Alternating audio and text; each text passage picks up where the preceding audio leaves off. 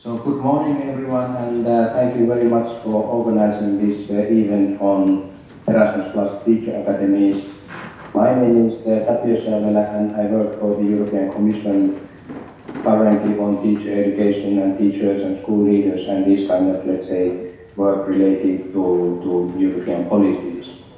And the intention today for my presentation is actually to give you indeed the policy background and some key features of this initiative or of this action. And there will be on 20th of May a more detailed presentation and info session organized by the executive agency in the afternoon. So I already invite you to note down this 20th of May afternoon for further information and for more technical information on this initiative. As you know, the policy initiative behind the Teacher Academies is actually the European education area that is now the, let's say, the guiding framework for all of the actions that we are doing on education and training policies. And as you can see in this slide, it is quite comprehensive. It encompasses the quality of education starting from basic skills and lifelong learning. It is very much building on inclusion and equality, as is the Erasmus Plus program. Again, it is of course preparing Europe here to green and digital transitions. But then you also see a very important thing, which is a whole chapter on teachers and trainers. And this is of course building on the fact that without involving and engaging teachers and trainers, no reform can be successful. And actually teachers and trainers are the biggest investment also in education, so taking them on board from the very beginning is of course vital. I also added in all of these slides some references to the policy documentation that we have produced, and you see here the communication on the European education area to be active by 2025. And there's also a council resolution on the European education area that is confirming the agenda that we have. So what is then the vision of teachers in the European education area? So the idea is of course very much building on this continuum of the high quality initial education, effective induction and continuous professional development throughout the career. And so the idea of teachers is also that teachers are lifelong learners. But we also are building very much nowadays more, on professional networks and professional communities, and we are very keen on developing learning mobility abroad, both for teachers and students. So you can see that it is a very comprehensive approach to the continuum of teaching careers. But there are some challenges that are actually highlighting the need for collaboration and for further action. And as you know from TALI's 2018 survey, 25% of principals report shortages of teachers. They can be teachers across the board, and very often they declare that there are shortages of teachers for students with special needs, and students experience in multicultural and multilingual settings, and also from socioeconomically disadvantaged homes. And indeed, we all know that the teaching population is aging in Europe, and almost 40% of lower secondary teachers are 50 years old or above, so there will be a big retirement waves in the next decade. And also there are in some countries high dropout rates and oversupply. And actually in this slide you can see a better picture or more detailed picture on how the situation looks like according to Eurydice report. So you can see that there are quite a lot of shortages of teachers, but also oversupply in some countries, and in some countries both oversupply and shortages. And here you also see in green color, it seems that Eurydice has chosen green to illustrate aging, I would have chosen probably gray, but you can see that it is affecting very many countries. So there is indeed a big need, policy need to get young people interested in teaching professions. Also, there are quite many dropouts and shortages of getting students in initial teacher education. So you can see here that it is quite a big policy challenge to get this supply and demand of teachers working well. And again, you can see that so many countries are in similar situations. There's of course room for peer learning and learning from other countries and developing policies together. We will also know that, and this is again coming from the Paris appreciation of teachers, what they think about their profession and how it is valued is quite low. We have a huge gender imbalance. As you know that in primary level 85% of teachers are female, and also at secondary level more than 60% are female. There is also some good news because according to Talis we can see that something like 90% of teachers do participate in further learning, but they still need, and this is of course good news, to develop their competencies to work with students with special needs and ICT and digital tools, and also there is interest in training in teaching of teaching in multilingual and multicultural environments. So this is actually, and again we need to keep in mind that this picture is from 2018 when the last Talis survey by the OECD was run. As regards digital competencies, again, this data that we have at the moment is pre-pandemic. So it was done in 2018 by OECD, and also we have some data coming from the European Digital Education Action Plan and in the public consultation that what we developed before we put all the results together. And while in Paris, something like 40% of teachers only felt that they were well prepared to use digital technologies. Now, actually, in the Digital Education Action Plan, we see that more than 50% of teachers or respondents, they do plan to take further action to develop their digital skills and competencies for learning. And I'm sure that as we all know that this pandemic, if there is one lesson to learn, I think that it was the lesson that digital tools are there to stay, and we simply need to integrate them better in teaching and learning and exploit the possibilities and benefits that they have.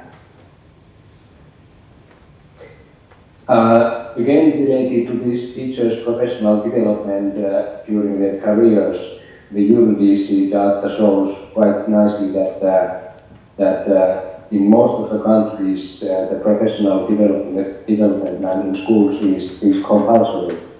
And in those countries where it is not compulsory, I assume that it is quite common in any case.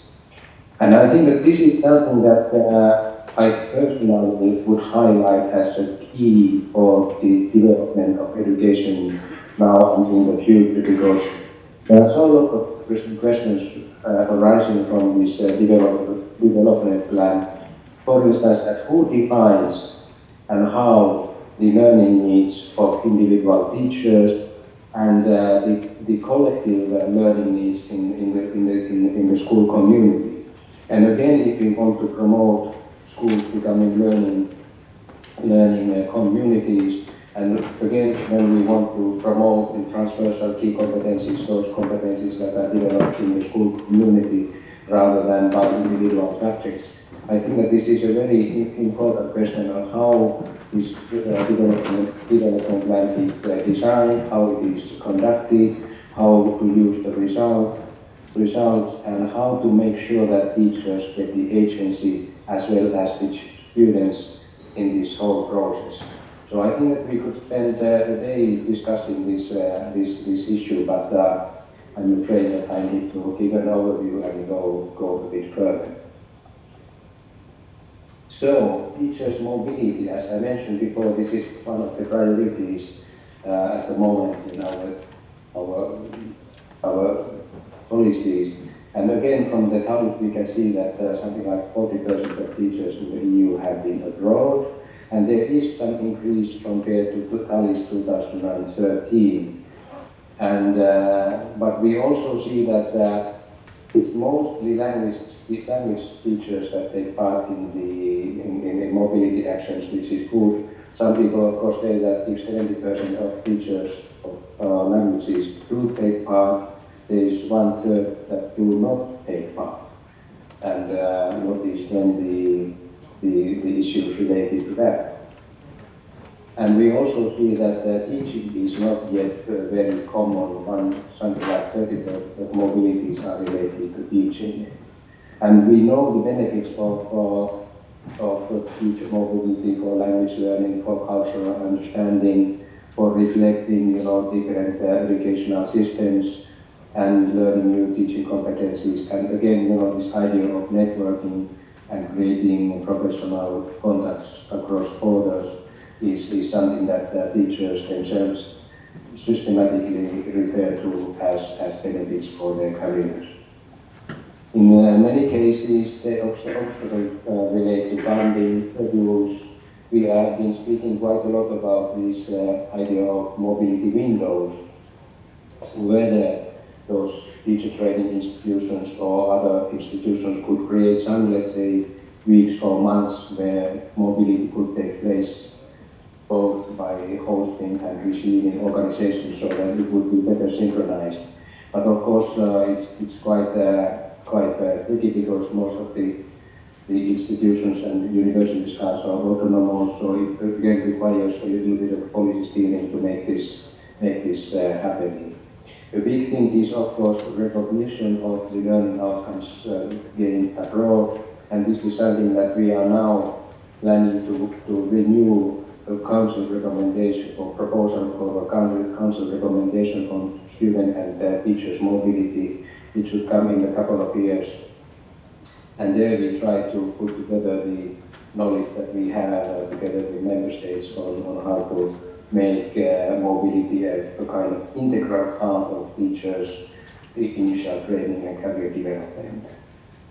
The good news is that we just have in April the Council adopted the conclusions on teacher mobility, and they are very positively pointing out to the benefits of mobility. So that is a good basis for further discussions. Here you can see actually in the more details the participation or the proportion of lower secondary teachers participating in mobility. And again, this you can see is about Tali's OECD Tali's data. So there are quite a lot of changes between European countries, first of all, and you can also see that there's a stable increase from 2013 to 2018, which is positive news.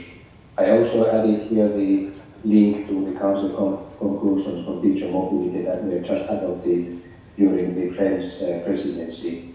And the French presidency has been very, very positive about the teachers' mobility and teachers in general. I would also like to highlight some of the other initiatives that we have in this European education area, because they are also linked, as we say, that the teacher academies would work on priorities, on the common priorities that are set out in the education area. And we have some work that we are doing on these areas. And for instance, this Council recommendation on blended learning has already been published. And this is not only about blending digital tools and on-site tools, it is also blending learning environments, learning tools. It means that going to museums, going to sport clubs, etc., etc. So even if it was deriving from the pandemic and the sudden use of digital tools, it is broader, so it is worth looking at. One of the means of, let's say, promoting teachers' professional image and showing our appreciation to teachers in general is this European Innovative Teaching Award, which was organized last year for the first time, and now we are preparing the next round. And that was also quite successful. It was looking at different categories, starting from early childhood education to upper secondary and vocational training. And it was building on the Erasmus Plus project that were innovative in this sense. So in the autumn, we will announce most probably the next round of winners of this teaching award.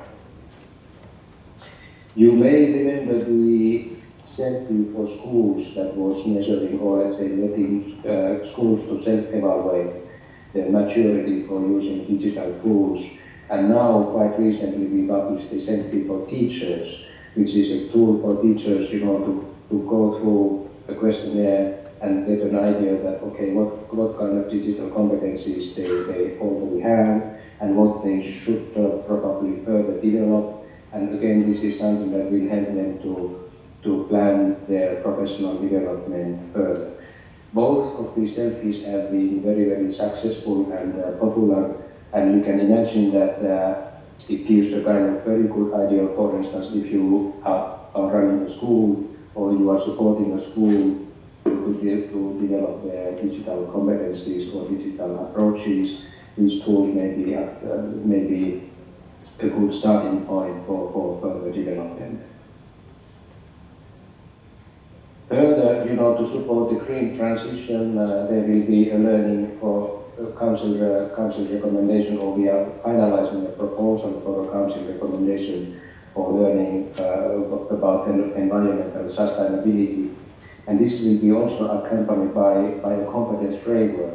So again, the starting point has been the key competencies framework from 2006 and 2018, and from that broad key competencies definitions, the more specific competencies for environmental sustainability will be presented, and that will guide, of course, teachers and students to further understand and create a common understanding. For instance, for the basis of assessment, for the basis of schools' self-evaluation on how well they are responding to the needs of the environment in the current days. Another important initiative is this Pathways for School Success for All, and this is actually building on the 2011, if I remember correctly, we had a recommendation on reducing or preventing early school leaving.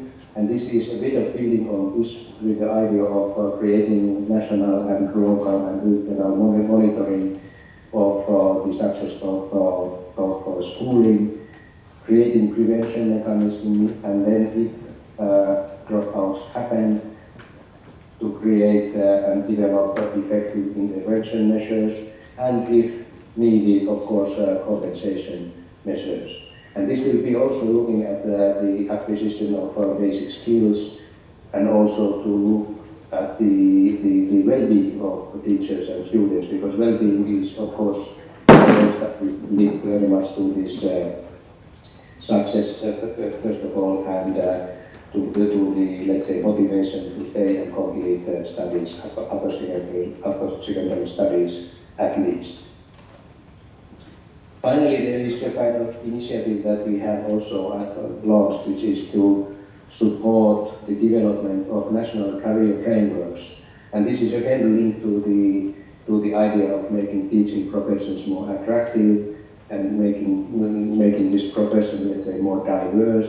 So we have 6 countries at the moment that are developing some parts of the national career frameworks by themselves, and towards the autumn we will put these lessons together and we'll publish a kind of European guidelines on how these national career frameworks could be further developed.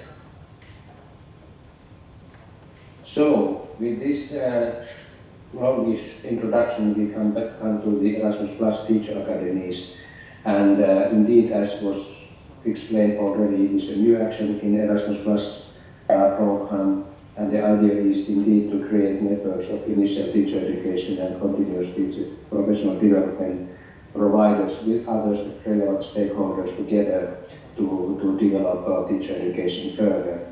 And indeed, we are happy that already for the first round, these priorities like digital learning, sustainability, equity, and inclusion were taken on board. But it is also important that there is joint learning offer for students and serving teachers with, of course, strong European dimension and through practical collaboration. We also build on these academies to develop learning mobility. As I said, that is quite complex to get organized. Most of the people see the value of it, but how then to put it in practice, that is the big question. And we do hope that these teacher academies help develop sustainable collaborative networks that will continue also after the project as such is over. And we see for teacher education providers a big impact on enhancing the international and European dimension and creating learning provision together with other institutions, initial and CPD, and indeed look at these mobility schemes, whether they could be and how they could be improved, but also this innovation and networking and possibility to impact on policies, because we know already now that in most of the Erasmus Plus projects there are a lot of good practice that can be then transferred also to the policies, and this impact and sustainability is something that since these Erasmus Plus teacher academies are bigger projects, they are centralized projects, especially for these we expect these ideas for improving policies to be present. And of course what we see here is for students and teachers to benefit from mobilities and get the perspective of European education systems. But it is also important that these learning experiences will be quality assured and recognized. So this is again something that not only the mobility, but whatever courses and moves and summer camps these academies organize, that the learning experience will be fully recognized when they go back home. For policymakers, as I mentioned before, we expect these academies to give a lot of ideas and experiences on improving teacher education to make it more effective. So where are we at the moment? So for the first round we got actually 56 applications from and coordinators came from 18 countries, and there was quite a lot of, let's say, organizations, more than 700 from 34 countries. And the applications were quite nicely following the priorities and involving the initial teacher education and providers of continuous professional development and practice schools. So the partnerships were quite, let's say, well designed. Due to budgetary constraints, we could now select 11 projects, and they represent 182 organizations from 23 countries. And so we are very happy with the results, because also these selected projects, it is a good combination of those priorities, sustainability, equity and inclusion, for instance, and the digital learning and promoting digital tools. So I would like to congratulate those all that were selected, and I know that quite many are there, here or there actually in your place today, so congratulations from my part once again. And we are looking forward to collaborate with you, and we are looking really forward to learn from your good work that is still ahead. But together with the executive agency, we will support your projects, and we will really look at the results from the very beginning on that you are creating, and how we can then use them for policies. And we also try to make sure that you know from each other's work and can create synergies from other projects. So congratulations, we are very happy with the first round.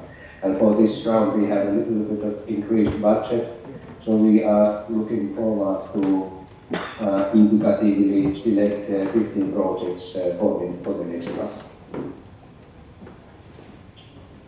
So I now move to more practical information. As you know, this action is managed by the European Education and Culture Executive Agency, EACA as we call it, and they will organize an info session on 20th of May afternoon. This is still to be confirmed, so I would invite you to follow their website. But I know that they are planning it and the date has been chosen. So if everything goes fine, it should be this date. But please follow the website for possible changes.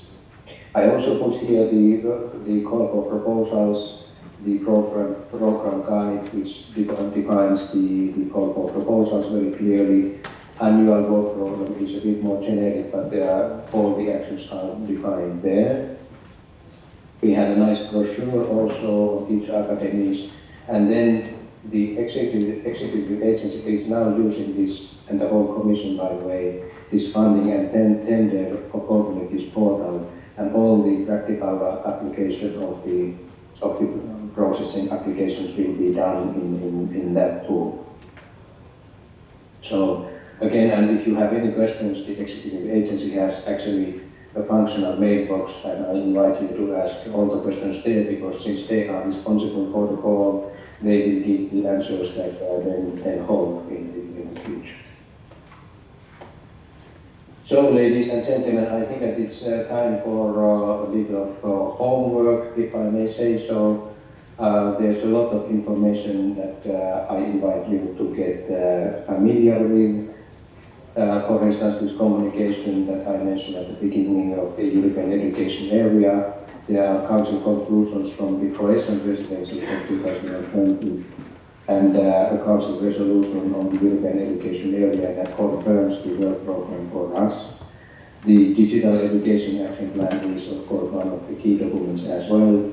And I refer quite often to this Eurydice report, Teachers in Europe, Careers Development and Well-being. And this is actually, the more I read it, the more I like it, because it is so comprehensive and it puts together not only the data, but it also guides you to see where the, let's say, the key issues are. And I mentioned this development, and it is only one of those interesting points there.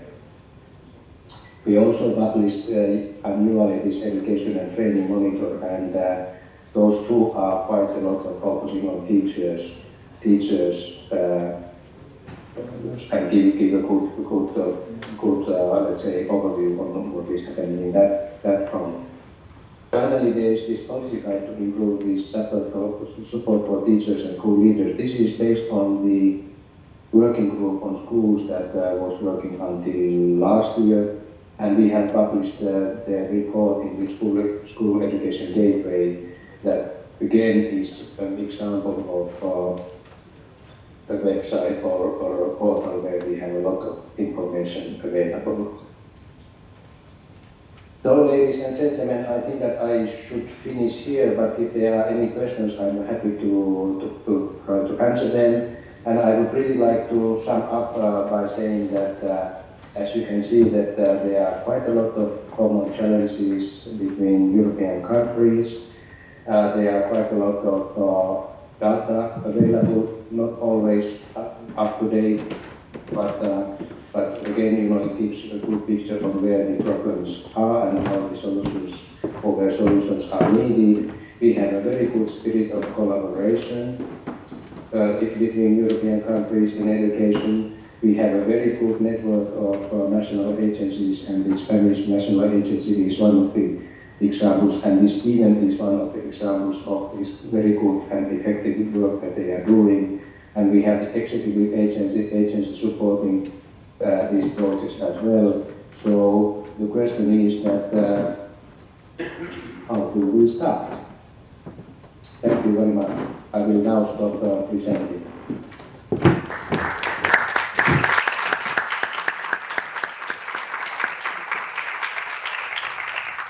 Dear Tapio, Säävälä, thank you very much for this inspiring presentation. As you know, there is a lot of interest in Spain for the Erasmus Teacher Academies, as already have been said. And we would like to, if we have time for some questions, we would like probably to, or the participants in this session are, I think, interested to introduce some questions to you. Por lo tanto, os animo a los que estáis en la sala a que cualquier tipo de pregunta que queráis hacer, es ahora un buen momento. Tapio, Säävälä es el referente a nivel europeo para este tipo de acciones. Y también animo a todos los que estáis conectados de manera virtual a que hagáis las preguntas a través del chat, porque hay una persona que está específicamente pendiente de recoger estas preguntas, con lo cual, por favor, es el momento de poder hacerlas. Mientras tanto, si os parece, mientras os animéis con alguna pregunta, Tapio, let me ask you some practical information for this call. We have this call, the deadline is the 7th of September, I think. And do you have a prevision of the number of the new academies that are you thinking that could be approved in this call, or do you have a specific budget for this call? Yes, thank you for the question. Indeed, the deadline is 7th of September, and the budget that we have in the work program is to 22.5 million. And if it is the maximum is 1.5 per project, we could reach to 15 projects. But this is also always something that we will need to see. There may be changes, so we will need to see the bulk of applications and the first evaluation of it, and the budget may be then adjusted. But this is the starting point that we envisage 15 new projects to be launched. And again, this is something that this is the framework, but then what it is the executive agency that has to do the exact calculations, and depending on what are the budgets requested, etc., whether this can change a bit. But this is at the moment in the work program and in the planning. Okay, thank you very much. Any question in the room? Yes, we have one. There is a microphone, sorry. Hola. A ver, yo quería saber, no sé si lo hago en inglés. En inglés mejor, sí. Okay, thank you for all the information. And I would like to know whether all this data will be available, because I guess that maybe one of the lines for the strategy for the applications could be to consider countries with excess of teachers and countries with shortage of teachers. But I don't know whether this information is available for us when we prepare the application. Tapio? I'm not sure if I heard well this question. There was someone with the noise. But if it was, yes, please, could you summarize it for me? Yes, I think the question is about the difference between countries with an excess of teachers and other ones that there is a lack of teachers, and if this information is available for the applicants. Yeah. Yes, actually, it is this Eurydice report that I mentioned that, and I quoted that has this overview on these shortages. So I would really ask you to read this Eurydice report very carefully, because that is a very good source for starting to think that where the issues are. Yes. I think all this information is in Eurydice, is it right? Yeah. Mm-hmm. It's public, yes. Any other question, or maybe from our colleagues that are connected online? Sara Martinez is a colleague from the Spanish National Agency for SEPIE, who is in charge of the chat. Hello, Sara, good morning. Hi, Andres. Good morning, everyone. There are no questions yet in the online chat related to Tapio Säävälä fantastic presentation, but I will let you know as soon as we have one. Okay, thank you.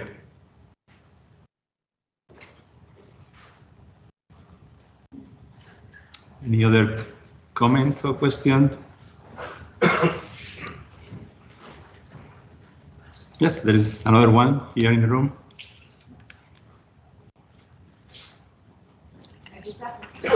Microphone.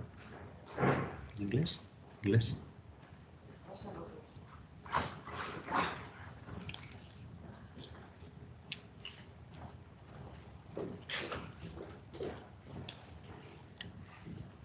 Thank you very much for all the information, which has been very useful to know about Teacher Academy.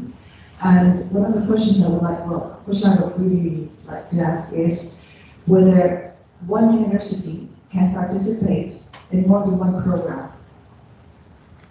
In more than one program or project? Or more than one project, that's it.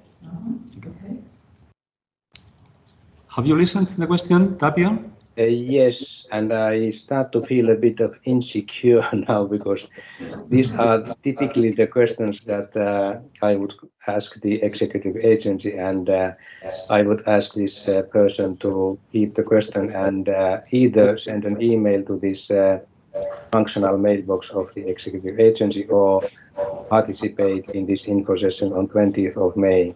Because I'm, to be honest, I'm more on the policy side, and then the legally responsible body for this call is this executive agency. So I cannot interpret rules on their behalf.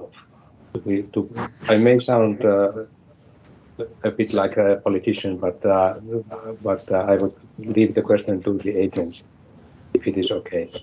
Okay, thank you. Any other comments or questions? Yes, Andres, if I may, there is one question about the nature of the institutions involved in these Erasmus Teacher Academies. And the question is, I quote literally, if I understood correctly, there are only universities involved in the 11 projects approved. Why are there no teacher training centers involved? I don't know, Tapio Säävälä, if you could briefly comment on that.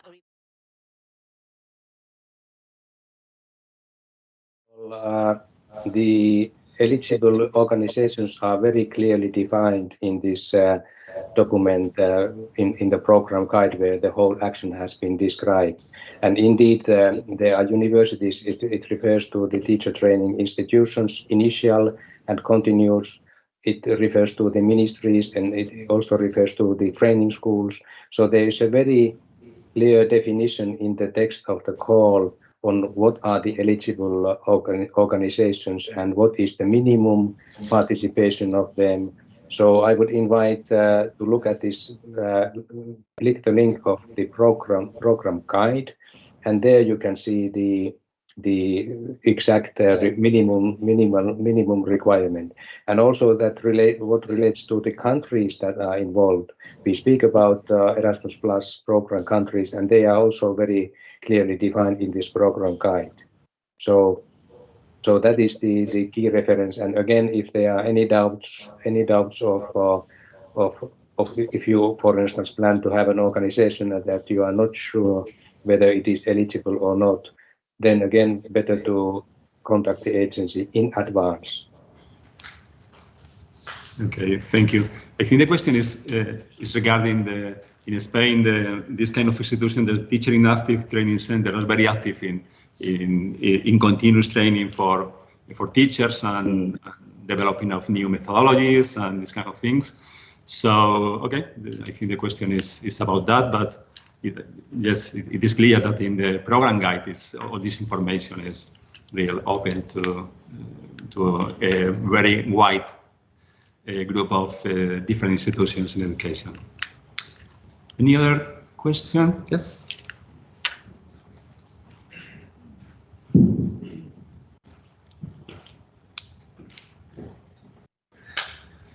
morning, Mr. Säävälä. You mentioned one of the goals of the Teacher Academies is to develop or to foster democratic education for gender equality or inclusive diversity. Which of these goals do you think could be fulfilled at the end of this program? Which of them are more feasible to be reached? Thank you. Have you heard the question, Tapio? Actually not. I mean, I understood that it is about gender equality, but the rest I missed. Yes. I'm not sure if I understood perfectly the question because Which of these goals? Goals, objectives. Goals. Yes, yes. The question is about the goals, about the achievement regarding gender equality and democracy and sustainability. Yeah. Yes. Well, I mean, surely inclusion and equity and equal participation is one of the objectives of the call.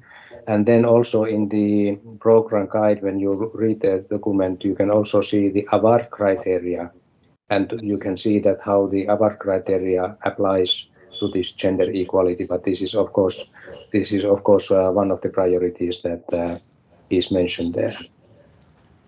Yes. And is it right, Tapio, regarding this question that in the European space of education by 2025 there is a specific dimension for the improvement of the teachers regarding gender equality, for example, and democracy? Yes. Yes, indeed. I mean that the inclusion and gender equality is the second priority of the European education area, and they are of course then reflected in this call for proposals for teacher academies. Yes. Okay, maybe we have some other questions online, Sarah?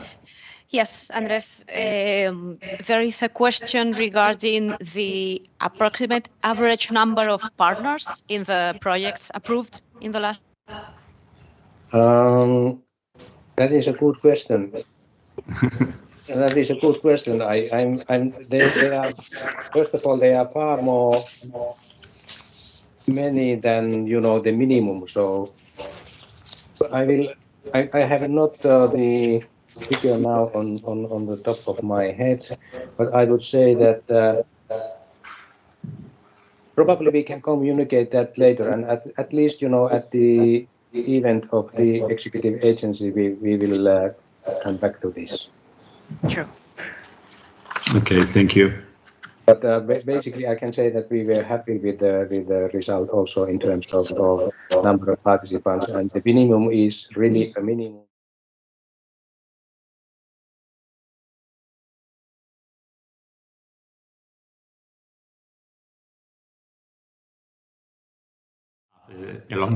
A very big success because it was incredible. Is any other question or comments?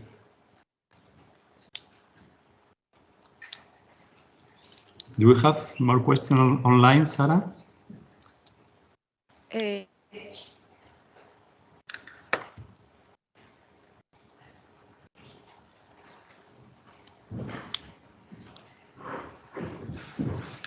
With universities, which are easier to involve. And he's asking about a brief comment on that from Tapio and the role that we may expect from this.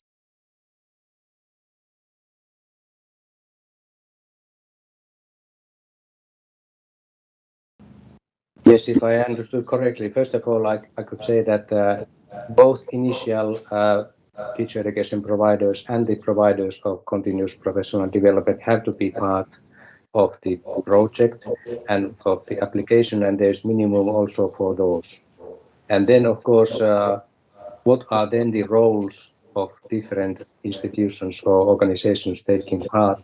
has to be defined in the application, and it depends, of course, on the topics and objectives and goals that the project will set for themselves. So it is to me, it is related to the objectives of the proposal. And then what you need to see, again, one of the ABAT criteria is coherence. So that every partner, every participant has a clearly defined role, and that the role is coherent towards the objectives and goals of the project. So it is about, the internal organization, of course, but they are certainly needed, and we are happy that there were quite many already in the existing projects involved. So it depends on the project design, but surely they should have a very clearly defined role supporting the project. Thank you very much, Tapio. Okay, so I think it's time to finish this part of the session. Thank you very much again, Tapio. Okay, thank you very much. I wish you a very nice afternoon, and I see that you are continuing in your mother tongue in Spanish. So I wish you a very nice afternoon, and good luck for everyone who is considering to submit an application. And indeed, I repeat myself, the fullest information and more detailed information will come on 20th of May by the executive agency. So thank you very much, and thanks a lot for the organizers also for inviting me. Thank you.